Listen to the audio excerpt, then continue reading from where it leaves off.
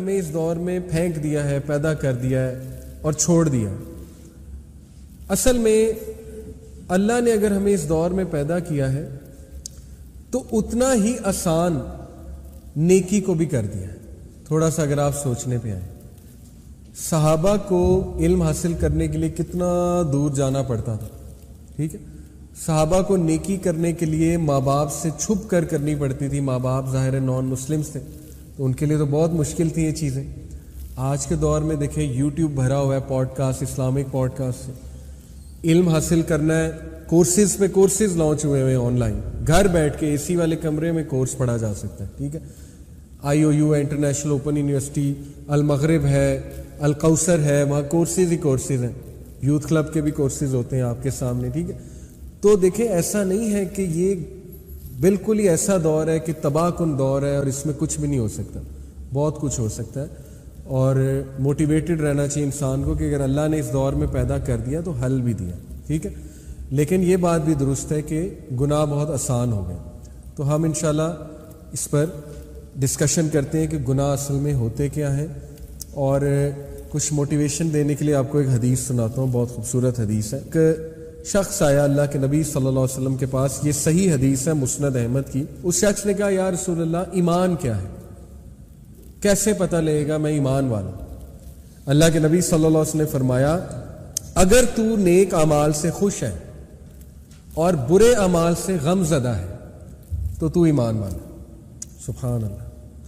یعنی ہم یہ سمجھتے ہیں کہ مومن وہ ہے جو برے اعمال کرے ہی نہ، یہاں پہ کیا کہا جا رہا ہے کہ مومن وہ ہے جو نیک اعمال سے خوش ہو اور برے اعمال اسے غم زدہ کرے۔ اس کا مطلب ہے کہ مومن بھی گناہ کرتا ہے، ٹھیک ہے؟ جیسے سورہ آل عمران میں آیت ہے، اللہ جنتیوں کی کوالٹیز بتا رہا ہے۔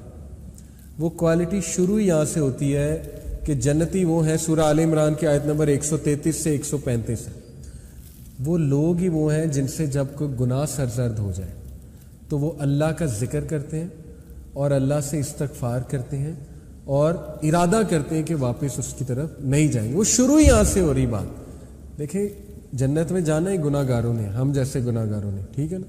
تو اس لیے اس بات پہ خوش ہوں، موٹیویٹڈ رہیں کہ اگر آپ کسی گناہ میں اللہ نہ کرے مبتلا ہیں لیکن آپ کو تکلیف ہوتی ہے وہ گناہ کر کے اور آپ کو دکھ ہوتا ہے تو آپ کا دل زندہ ہے، یہ خوشی کی بات ہے، ٹھیک ہے؟ ہاں اگر وہ روٹین بن گئی ہے اور فیل ہی کچھ نہیں ہو رہا تو پھر یہ ایک بہت ہی فکر کرنے کی بات ہے۔ ابن قیم نے ایسے کہا تھا جب گناہ تیرے لیے ایک روٹین بن جائے اور تو یہ فرق ہی کوئی نہ پڑے تو پھر یہ بہت قابل فکر بات ہے۔ لیکن انشاءاللہ مجھے ہوپ ہے کہ ابھی ہم اس سٹیج پہ نہیں پہنچے۔ ہر بندے کو اتنا ایمان اس میں ضرور ہے کہ ضرور دکھ بھی ہوتا ہوگا، فیل بھی ہوتا ہوگا کہ یار میں غلط کر۔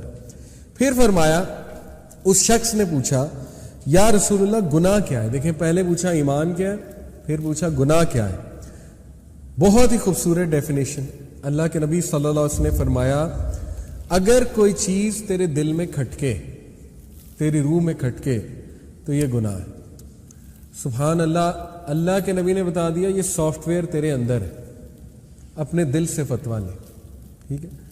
اللہ نے فَأَلْهَمَهَا فُجُورَهَا وَتَقْوَاهَا، برائی اور نیکی کی پہچان اللہ کہتے ہیں میں نے تمہیں دے دی، اور نفس لوامہ بھی دے دیا، ضمیر، ٹھیک ہے؟ اب خود تمہیں پتہ لگ جائے گا، تمہارا سافٹ ویئر اندر سے بولے گا یار یہ غلط کام ہے، تھوڑا سا شک پیدا ہو جائے گا، ٹھیک ہے؟ کچھ گناہ بہت کلیئر ہوتے ہیں، کچھ گرے ایریاز ہوتے ہیں، اور وہ آپ کا دل بتا دے گا کہ نہیں یہ بھی چیز غلط ہے، یہ کھٹک رہی ہے تو وہ گناہ ہے۔ تو اس کو اوائڈ کرنا یہ ہے اصل میں ٹیسٹ، ٹھیک ہے؟ اور اسی کا ریوارڈ ہے۔ اور یاد رکھیں جو جس ٹیسٹ سے گزر رہا ہے اتنا اسے ثواب ہوگا۔ میں آپ کو مثال دیتا ہوں۔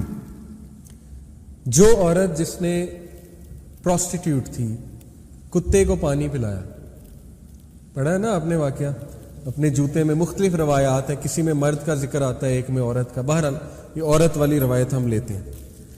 اللہ نے اس کے اتنے سے عمل، یہ دیکھنے میں چھوٹا عمل ہے، اس کے اتنے سے عمل پہ اس کو معاف کر دیا۔ وجہ کیا ہے؟ دیکھیں جس فیلڈ سے وہ تھی، ٹھیک ہے، گناہوں میں ڈوبی ہوئی تھی، آبویسلی پروسٹیٹیوشن کی طرف ایسے تو نہیں جاتا بندہ، جتنے وہ بری فیلڈ میں تھی اتنا ہی اس کو چھوٹی سی نیکی کا ثواب زیادہ ہو گیا, پہاڑ بن گئی وہ نیکی, ٹھیک ہے, اللہ کے ہاں اس کی قدر بہت تھی.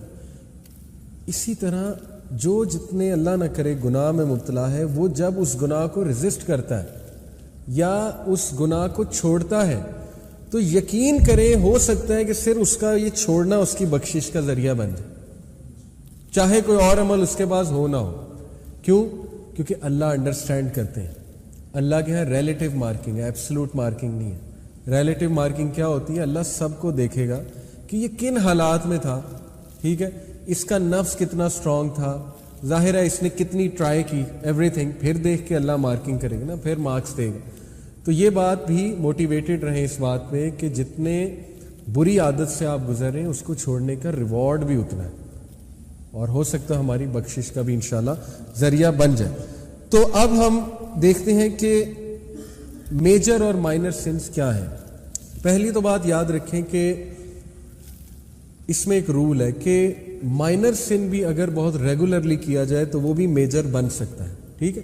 جیسے مثال کے طور پہ مائنر سن یہ ہے کہ بیٹھے بیٹھے مذاق کرنا, اور وہ مذاق ڈیسنٹ نہیں ہے, تو یہ ایک چھوٹا گناہ ہے, ٹھیک ہے, فرشتے نوٹ کر لیں گے. لیکن وہ ریگولر چلتا رہے, پھر آگے لینگویج خراب ہو, پھر لینگویج ڈیسنسی لینگویج سے چلی جائے, آہستہ آہستہ وہ پھر میں بھی لوگوں کے آپ اس میں آ جائیں, کردار کشی میں, روسٹنگ پر آ جائیں ان کے, ٹھیک ہے نا, ان پہ الزام لگانے پہ آ جائیں, ان کو مذاق بنانے, تو یہ میجر سن بن جاتا. لیکن کچھ میجر سنز بہت زیادہ واضح طور پہ اللہ سبحانہ و تعالیٰ نے ہمیں بتا دیے, جو کہ 7 میجر سنز.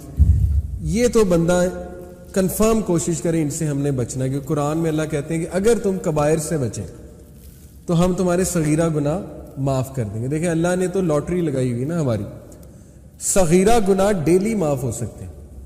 صغیرہ گناہ میں نے آپ کو بتایا, چلتے پھرتے بد نظری ہو گئی, صغیرہ گناہ ہے, ٹھیک ہے. کوئی ایسا میوزک سن لیا جو بہت ہی فضول قسم کا گانا ہے, گناہ ہے لیکن کبیرہ تو نہیں ہے, صغیرہ گناہ میں کاؤنٹ کریں گے اسے, ٹھیک ہے. اس طرح کے گناہ سب سے ہوتے ہیں, ایسی چیزیں.